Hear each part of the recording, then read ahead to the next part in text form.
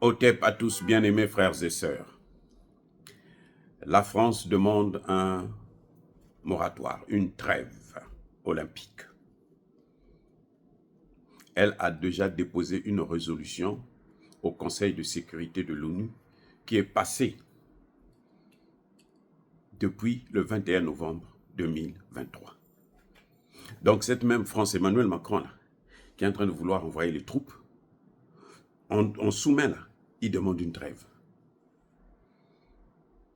Il demande à Vladimir Poutine d'essayer d'arrêter de combattre pendant les Jeux Olympiques qui devraient se dérouler entre, je crois, le 16 juillet jusqu'au... Non, le 26 juillet au 11 août.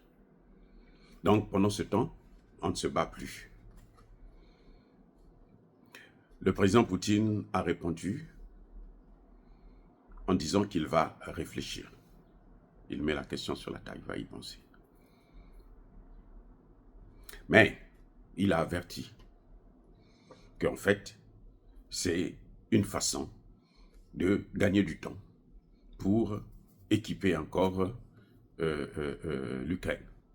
Parce que si Poutine dit qu'il met une trêve, donc il ne va plus attaquer les bateaux, les bases, et ils vont en profiter pendant ces 15 jours, 16 jours, pour faire rentrer le maximum d'armes possible en Ukraine. Comme ça, à partir du 12, allez, ça reprend. Nous le savons. Oui, Poutine le dit en connaissance de cause, parce qu'il sait que... Mais l'Occident, c'est l'empire du mensonge. Ils ont toujours menti et ils vont toujours mentir. Ils ont toujours menti, ils vont toujours mentir. Quelqu'un qui demande une trêve, la première des choses, la moindre des choses, c'est éviter de mettre de l'huile sur le feu. Vous ne voyez pas que quand vous voulez qu'il puisse avoir un, comment on appelle ça, un cessez-le-feu, temporairement au moins, quelques jours. Mais montrez au moins que vous êtes un homme de paix. Vous ne voyez pas que ça dit que Emmanuel Macron est ridicule. Il y a une résolution. Hein. Le Conseil de sécurité a fait passer la résolution. Non, plutôt l'Assemblée générale de l'ONU. 118 États ont voté pour. Il n'y a eu aucun État qui était contre et 2 abstentions seulement. Pour demander qu'il y ait une trêve olympique. Un cessez-le-feu pendant la période des Jeux olympiques. Mais malgré ça, Emmanuel Macron, après, 2 mois, 3 mois après, il s'engage. Il dit que je vais envoyer des troupes. Donc les troupes qu'il va envoyer là, s'il les envoie aujourd'hui, ces troupes-là vont aller combattre jusqu'au 26 juillet, et puis après, ils reviennent à Paris, après ils repartent, c'est ça? Vous ne voyez pas que c'est de l'hypocrisie? Il n'y a pas plus hypocrite et manipulateur que ces gens. Ça, c'est vraiment la vraie hypocrisie. Quand on veut la paix, là, on doit poser les jalons, les bases de la paix. C'est-à-dire, éviter de mettre de l'huile sur le feu. Vous voulez éteindre le feu avec l'essence, comme disait le président Tchani. Ça, c'est éteindre l'huile avec l'essence. C'est vous qui équipez l'Ukraine. C'est vous qui demandez à l'Ukraine de ne pas négocier. Et maintenant, vous dites un cessez-le-feu. Ça veut dire que derrière ce cessez-le-feu, vous avez des idées. Arrêtez. Il y a des choses que vous voulez faire. Derrière ce cessez-le-feu. Vous voyez? Mais on ne peut pas manipuler le monde entier pendant toute une éternité. Si vous regardez bien les pays qui ont voté à l'Assemblée générale de l'ONU cette résolution, vous allez constater que la plupart, ce sont des pays des pays de l'OTAN, et puis les pays larbins comme les pays africains. Parce que si vous avez les pays africains sur 54, si vous avez déjà 40, vous avez gagné.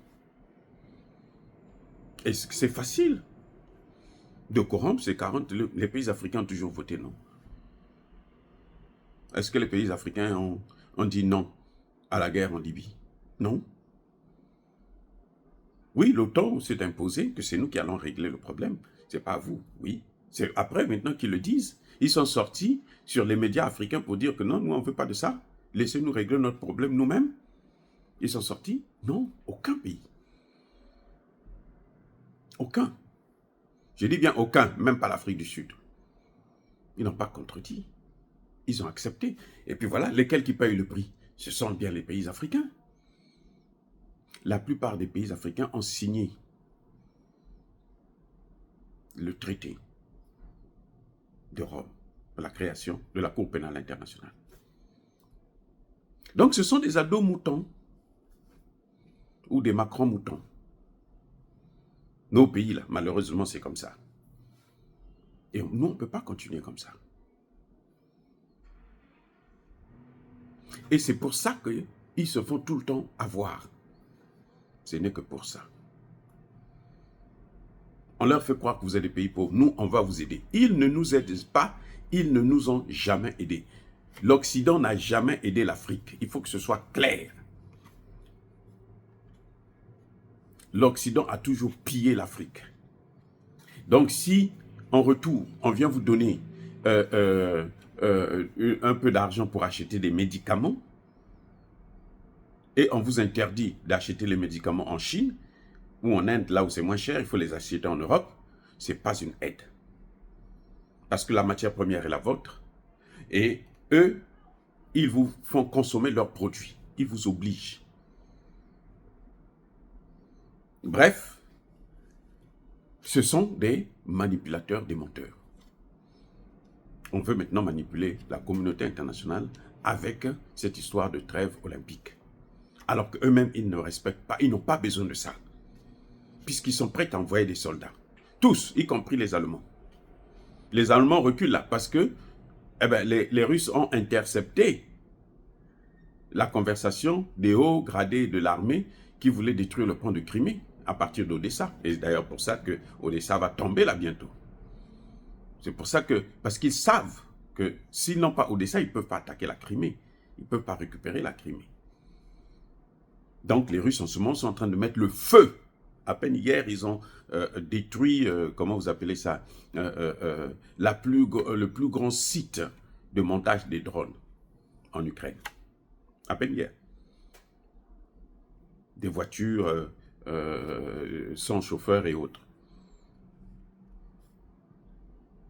Donc ce sont des gens qui n'ont aucun scrupule.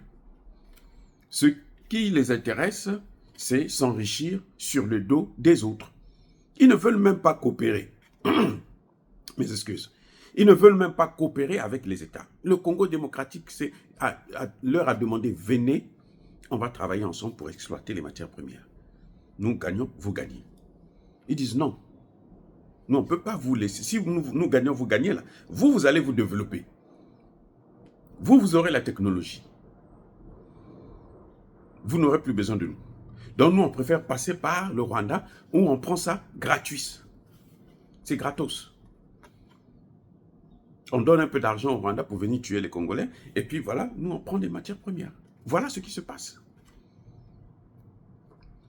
Donc, la trêve que Emmanuel Macron demande, c'est encore une façon de pouvoir se donner du temps pour équiper. Parce qu'ils savent qu'ils sont essoufflés actuellement. Essoufflés complètement. Ils ne peuvent plus rien faire. Essoufflés. Quand la Russie envoie 10 obus, eh bien, l'Ukraine envoie un seul.